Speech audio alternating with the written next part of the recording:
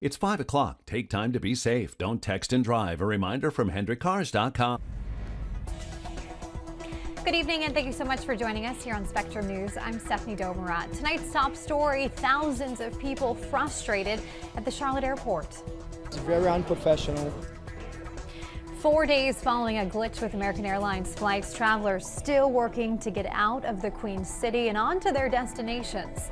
Plus, some Providence Day school students hurt in a crash while traveling in Argentina. More on their recovery coming up. Plus, a former FBI assistant director weighing in on the Inspector General's report into the FBI's actions just before the 2016 election. I'm Alex Peterson with that expert insight and analysis just ahead. and thank you so much, Alex. A lot to get to tonight, but first, another big story we are following for you tonight. Temperatures reach the mid-90s this afternoon. Let's check in with Chief Meteorologist Jeff Crum joining us from the Weather Center tonight. Jeff, I heard you use the word oppressive earlier when describing the weather. Yeah. I have to agree. It's just not comfortable out there with the heat and humidity. As a matter of fact, this is the hottest we've been since last July 23rd. We topped out today at 96 degrees, and it is tough going out there. If you have plans to be out working out tonight, running, jogging, riding the bike, and you like to do that with your pet, do your pet a favor. Leave your pet at home. They just don't need to be out in this weather. We've got a couple of showers, and storms earlier have since died off. This is pretty much the last of it for the evening, I believe, much like yesterday. We've got some slightly drier air that's mixing in, which is really shutting everything down. There's that high today, 96, 71 degrees low. Still not a record, though. The record was 100. Current temperatures are mid-90s. The heat index across much of the area close to 100 to 101. We will just sort of repeat everything again tomorrow. A couple of showers and storms, drier air mixes in. The heat and humidity will continue to be around for yet another day. We'll give you a look at the 3-day outlook coming up. All right, Jeff, thank you so much. And as he said, we'll have more on that 3-day forecast coming up in about 10 minutes. But as you are heading home, let's go now to Jim Huggins for a look at your traffic report. Jim? Hey, thanks, Stephanie. We are running into some construction delays this afternoon, and it's going to be really causing some major issues for I-85 southbound, trying to get back over from East Ozark Avenue. In fact, looking at delays really all the way back to New Hope Road. So if you're trying to get back over toward 321 at Bessemer City, it's going to be ugly for the next little while. They're supposed to wrap this up by 6 o'clock. West Mallard Creek Church Road at John Adams Road, an accident just to the east of I-85, and we're still dealing with that water main break. Sardis Road between Brackenberry Lane and Morningdale Road. It's shut down through here. Not an option. Looking at 77 northbound at West Moorhead Street, making our way back up through West Trade. That's where we get busy, and that continues all the way up through the Berkshire Freeway, LaSalle Street, and on around toward I-85. With your traffic, I'm Jim Huggins. Your traffic Jim, from the thank you so Keffer much. Chrysler Jeep Dodge Ram Traffic Center. And Jim, thank you so much. And now back to your top story tonight. Around 3 o'clock this afternoon, we did hear more from American Airlines about that glitch that caused hundreds of cancellations and have left thousands of passengers stranded at Charlotte Douglas International Airport. Spectrum News reporter Jonathan Lowe was there for us today and brings us more on the latest update and how all of these people are still stranded. Hey, Jonathan. Well, good evening, Stephanie. American Airlines says since last Thursday they have canceled a minimum of 70 flights here at Charlotte Douglas International. That number as high as 150. They say total it's about 350 flights that have either been delayed or canceled. The airline saying that all flights that are operated by its regional carrier, PSA Airlines, will be canceled tonight after 7 p.m. Charlotte, we learned, is the largest regional hub in the world. It flies out of Concourse E here at Charlotte Douglas, which, as you might be able to see from some video and out here on the tarmac, there is still a lot of activity. An American spokeswoman says this is all the result of a software issue with PSA Airlines that's affecting getting crews where they need to be. PSA's regional flights account for 45% of the total daily flights here at Charlotte Douglas. So that should give you an idea of how widespread this issue is. One thing the airline is quick to clarify is that this is not a cybersecurity issue or any sort of hack. Right now, American says it has its IT engineers from its Dallas-Fort Worth hub. They are up in Dayton, Ohio, working to get this issue resolved. When that will be, no one knows yet. I'm just being honest with you. We do not know when this is going to be fixed right now. We're doing everything we can to do that.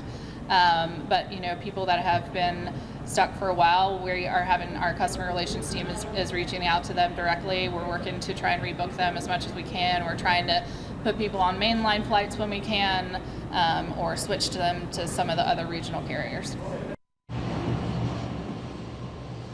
And this is a live look at the tarmac here at Charlotte Douglas. As I mentioned, there's still some activity. This is that main concourse that PSA Regional Airlines flies out of, as well as some of the others that service American Airlines. I'm told that customers whose flights were canceled due to this issue, they are being allowed to rebook with no penalty, or they're getting a refund if they want. There's no word on how many passengers have been affected, but American says it handed out 800 hotel vouchers just last night, but they also say that the hotels in the area do have availability. The best way for you to know if you're affected by this issue, log on to the website or the mobile app. And on that mobile app, it will say if your flight is operated by PSA Airlines. We're live at Charlotte Douglas International Airport. Jonathan Lowe, Stephanie, back to you. All right, Jonathan, thank you so much. Well, many of those thousands of travelers stranded still working to get back home or to their destinations. One woman, Sheila Dugan, we spoke with, was supposed to have a flight this morning to get to Virginia, and that was canceled. Take a listen. My father spent a pretty penny for me and my son to come out and visit, and, you know, and to just be treated like this is just terrible. Another flight was rescheduled for late tonight. Instead, Dugan's dad is now driving down to pick them up.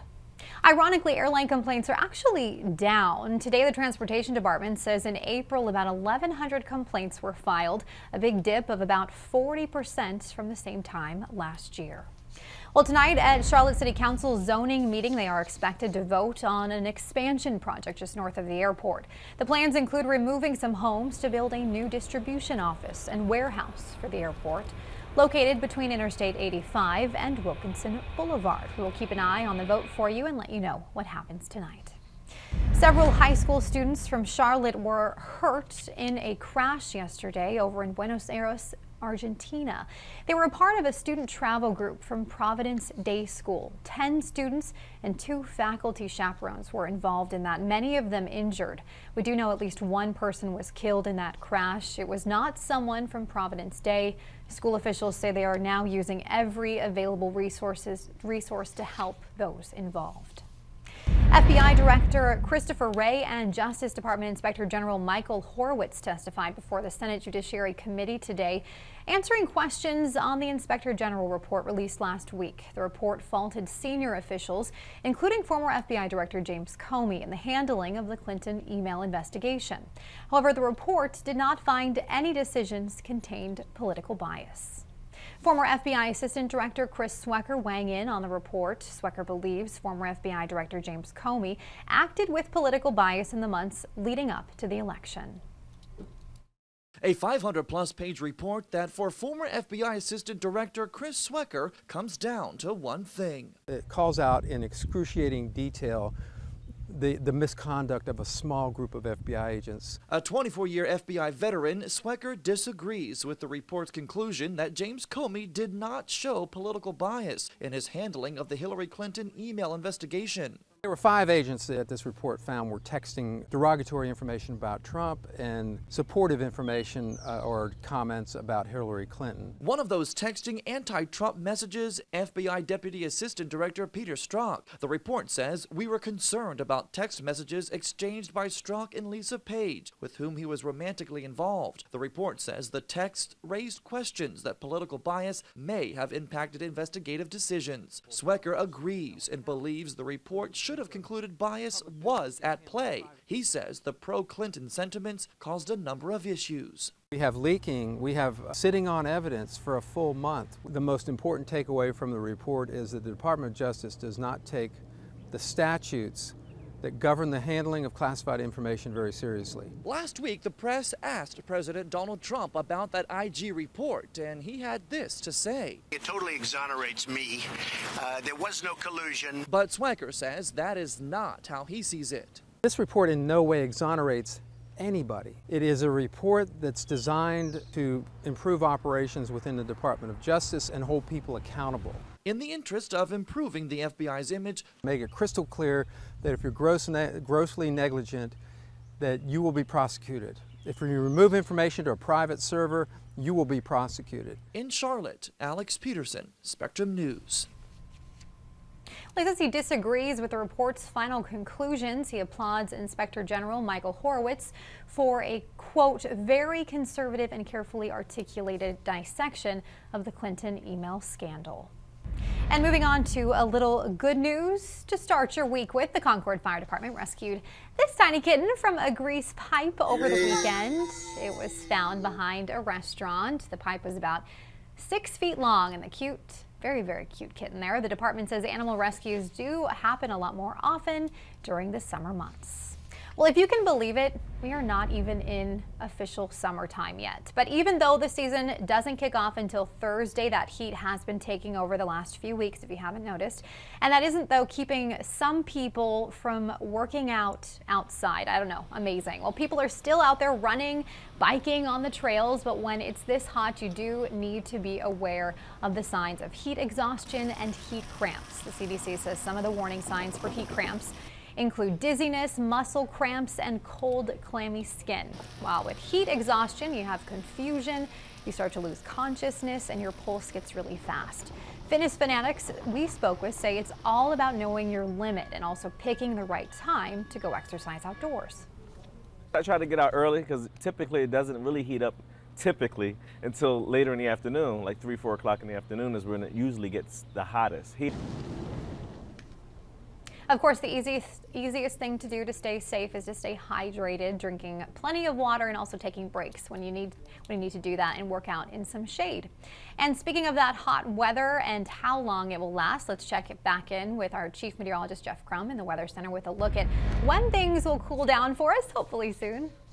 Well, we're hoping by Friday we're going to see a good break in the heat and humidity, but the next couple days it's going to be a tough stretch of days ahead with the heat and the humidity and limited opportunities for any showers and storms. What we had earlier has pretty much died off. We've a few loose cells out there right now, but I think this will be about it for the evening time frame. Some slightly drier air has been mixing in. 96 was our high today, 71 the low. You have to go back to last July 23rd. That's the last time we hit 96 degrees. Our current temperatures are generally in the mid-90s. Light stand. We've got 79 degrees here in Anson County. And the heat index, well, around 100 Concord Regional, 101 there in Albemarle, 93 feels like there in Lincolnton. Tomorrow afternoon, much as today, we'll see the return of some showers, a few storms, short-lived, in, out, and gone. The heat and humidity will be around once more. And you can see right on through Thursday, we're talking the mid-90s. That's a look at your 3-day forecast. Let's get a feel for what's going on with the evening commute with Jim Huggins. Jim. Thank you, Jeff. It is 13 after 5 o'clock, and our traffic is still running into some really heavy delays along I-85 southbound between East Ozark Avenue and 321. That's where the construction is. They're doing a lot of road work here, and this is creating all kinds of delays as you're heading back over toward 321. Look for it to be busy all the way through New Hope Road. Also, the crash still with us on West Mallard Creek Church Road at John Adams Road, just off of I-85. Police are, well, not police, but crews are still working this water main break on Sardis Road between Brackenberry and Morningdale. It is shut down. A live look at I-77, the southbound side. A lot of folks trying to come out of uptown, making their way down through John Belk Freeway and West Boulevard. It is at a crawl. With your traffic, I'm Jim Huggins. Your traffic from the Keffer Chrysler Jeep Dodge Ram Traffic Center. And Jim, thank you so much. Still ahead here on Spectrum News, you've probably seen those scooters scattered throughout uptown Charlotte, but you may not be aware of the rules for riding them. We'll have more on that and what you need to know if you want to check them out. Plus at 5:25, we take you to Omaha, Nebraska for a special live report from the College World Series and one story you don't want to miss. That's coming up. Plus, I'm Rebecca Vogt, hanging out here at Camp North End with my buddy Eclipse. We tell you why these goats are here and what their purpose is coming up in my story.